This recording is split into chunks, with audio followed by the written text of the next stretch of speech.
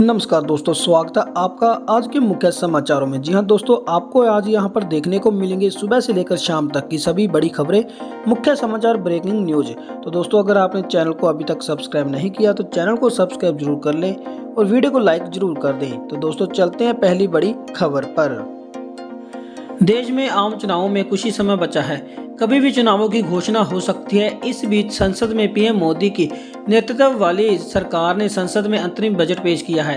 केंद्र सरकार द्वारा पेश किए गए बजट पर पूर्व मुख्यमंत्री भूपेंद्र सिंह हुड्डा द्वारा प्रतिक्रिया दी गई है। उन्होंने अंतरिम बजट को दिशाहीन बताते हुए कहा कि इस बजट में उन्हें कोई उम्मीद नहीं है, क्योंकि प्रदेश की जनता पर कर्ज बढ़ता जा रहा है और किसान की आय दुगनी करने वाली भाजपा सरकार आज तक ऐसा नहीं कर पाई है। इसके साथ ही उन्होंने हरियाणा प्रदेश के पेश होने वाले बजट पर भी चुटकी ली।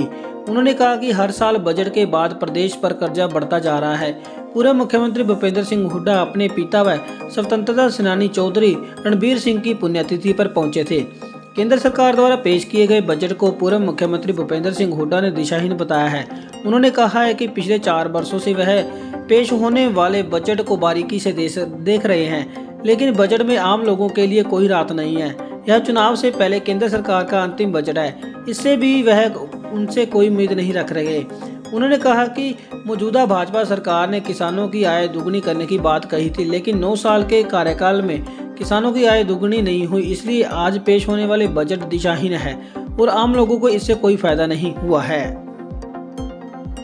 बात मौसम की करें तो अंबाला में आज सुबह जमकर ओले गिरे। कुछ ही देर में धरती स्फेद हो गई और सुबह से ही मौसम का मिजाज बदला हुआ है। सुबह से तेज हवा के साथ पहले बूंदाबूंदी हुई और उसके बाद ओले गिरे। ओलावृष्टि से फसल को नुकसान पहुंचने की आशंका है। बता दें कि मौसम विभाग ने 2 फरवरी को भी ऑरेंज अलर्ट जारी किया है। अंबाला में भारी बारिश होने की संभावना जताई जा रही है। 3 फरवरी को धुंध पड़ने के आसार हैं। 4 फरवरी को फिर बारिश होगी। हालांकि 5 फरवरी को मौसम साफ होने की संभावना है। पिछले 24 घंटों में अधिकतम तापमान 18.8 डिग्री सेल्सियस तो न्यूनतम तापमान 10 डिग्री सेल्सियस दर्ज किया गया है। वहीं जिले भर में 2 किलोमीटर बारिश तक दर्ज की गई है। बारिश के बाद लगभग 2 महीने से कड़ाके की सर्दी का सितम झेल रहे आमजन को ठंड से थोड़ी राहत मिलने की उम्मीद जगी है। अगली खबर हरियाणा के कुरुक्षेत्र जिले से है, जहां एक ट्रक ड्राइवर की मौत से हड़कंप मच गया। चालक का शव उसी ट्रक के पीछे लटका मिला जिसे वह चलाता था। पुलिस फिलहाल मामले की जांच कर रही है। वीरवार सुबह गांव के लोग जैसे ही खेतों की ओर जाने लगे तो कच्चे रास्ते पर गांव के समीप ही ट्रक खड़ा था, जिसके पीछे डाले पर शव लटका हुआ मिला, जिसकी शिनाख्त गांव के ही करीब 30 वर्षीय दीपक के रूम में हुई है। सूचना मिलते ही परिजन मौके पर पहुंचे तो पुलिस ने भी शव कब्जे में ले लिया। अगली बड़ी खबर गुरुग्राम से है, जहां नगर निगम गुरुग्राम द्वारा अवैध रूप से लगे होर्डिंग बोर्ड, यूनिपोल सहित अन्य प्रकार के विज्ञापनों के खिलाफ लगातार कार्रवाई की जा रही है। अभियान के तहत बिजली के खंभों, ग्रीन बेल्ट, फुटपाथ, रोड डिवाइडरों सहित अन्य क्षेत्रों में लगे होर्डिंग बोर्ड तथा साइनेज बोर्ड हटाकर उन्हें जब्त करने की कार्रवाई टीम द्वारा की गई है। कार्रवाई के दौरान डीजीपी सुमित मलिक व एटीपी सिद्धार्थ खंडेवाल भी टीम के साथ लगातार संपर्क में रहे थे। हरियाणा के गृह एवं स्वास्थ्य मंत्री श्री अनिल विज ने वाराणसी की माननीय अदालत के ज्ञानवापी में व्यास जी के तहखाने में पूजा करने के फैसले पर कहा कि वह सब राम जी की कृपा से हो रहा है। आज पत्रकारों से बात के दौरान श्री विज ने कहा कि जो भी हमारे आस्था के केंद्र थे उन्हें विदेशी हमलावरों ने देश में आकर तोड़ने का काम किया। उन्होंने कहा कि पहले अयोध्या में श्री राम मंदिर और अब ज्ञानवापी, इसी तरह धीरे धीरे आगे बढ़ना होगा। कांग्रेस नेता राहुल गांधी के जातिवाद गणना कराने के बयान पर तंज कसते हुए मंत्री अनिल विज ने कहा कि जब इनकी कांग्रेस सरकार थी तब जातिगत गणना क्यों नहीं करवाई, लेकिन अब इनकी सरकार कभी नहीं आनी और इस तरह के बयान से वह देश को बांटने का काम कर रहे हैं और लोगों को गुमराह कर रहे हैं।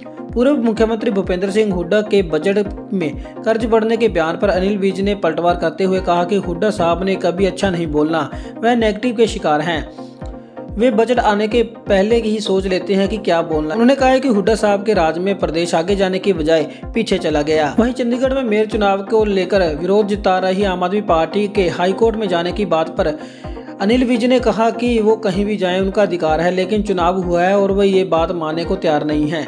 विज ने कहा कि हारने के बाद यह कभी ईवीएम पर आरोप लगाते हैं तो कभी कुछ कहते हैं। उधर झारखंड के पूर्व मुख्यमंत्री हेमंत सोरेन की गिरफ्तारी पर गृह मंत्री अनिल विज ने तंज कसते हुए कहा कि जो कर्म किए हैं उनकी सजा तो भुगतनी ही पड़ेगी। सिरसा थाना क्षेत्र के एक गांव में घरेलू मामला सुलझाने गई डायल 112 पुलिस टीम के साथ हाथापाई करने का मामला सामने आया है।